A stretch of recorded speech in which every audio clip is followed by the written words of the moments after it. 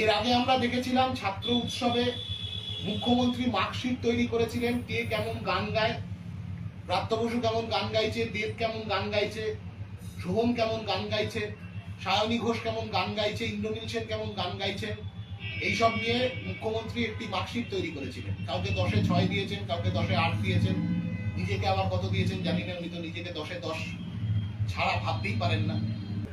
দেবের নাচ গান দেখানো হলেও ছাত্র উৎসবে, কিন্তু কটা স্কুল তৈরি করা হবে, কটা কলেজ তৈরি করা হবে, কটা বিশ্ববিদ্যালয়, পূর্ণাঙ্গ বিশ্ববিদ্যালয় পরিকাঠামো তৈরি করা হবে, তার কোনো ছবি, তার কোনো কথা আমাদের সামনে এলো না।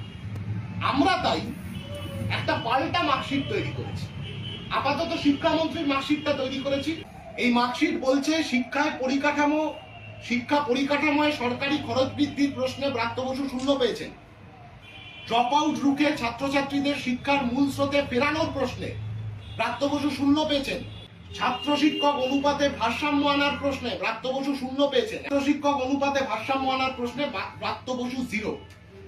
স্কুল কলেজে ফি নিয়ন্ত্রণের প্রশ্নে ব্রাত্য বসু 0 পেয়েছেন। ছাত্র সংসদ নির্বাচন সংগঠিত করার প্রশ্নে ব্রাত্য বসু 0 পেয়েছেন।